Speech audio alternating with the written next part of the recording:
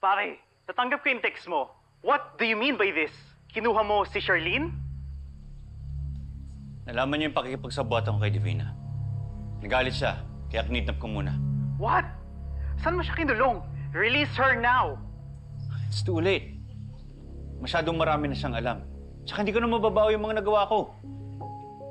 Kidnapping yan, Adrian. Abogado ka pa naman. Mag-sorry ka. Pakawalan mo siya. Make amends. Alam kong kidnapping to. Hindi mo ba naintindihan? Tsaka, baka tuluyan na siyang malayo sa akin. Baka makita pa sila nung Leilani. Baka malaman niya yung katotohanan. Eh so? Eh di malaman niya. Tapos ano? Kakabalikan sila ni Raymond? Mabubuo ulit ang pamilya niya? Hell no! I worked so hard para makasama si Charlene. Para magkatuluyan kami. Adrian, krimen niyang ginawa mo. Pwede kang makulong, patanggalan ng lisensya sa pagiging lawyer. Are you willing to lose all that for one woman? That woman is Charlene. The love of my life. I lost her once, I will not lose her again. Handa akong mawala sa akin ang lahat. Huwag lang si Charlene. You are insane, Adrian. Ang tali-talino mo abogado, pero pagdating sa pag-ibig, nagpapakabobo ka. Pag-isipan mong maigi ang mga desisyon mo. It's not too late for you.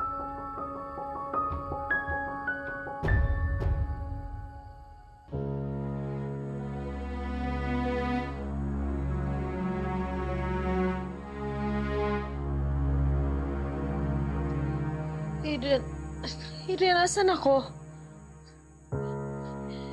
Adrian, pakawalan mo ako. Pakawalan mo ako. Ngayon kasama na kita. Bakit kita pakakawalan?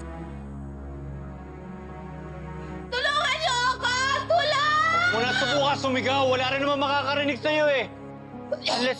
Alis na intindihan ng mga kuliglig, ng mga insekto o mga hayop yung mga sigaw mo.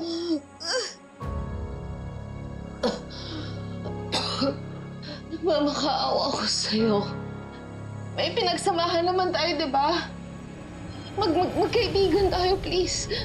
Pakawalan mo ako. Huwag mo naman itapon yan ng basta-basta lang.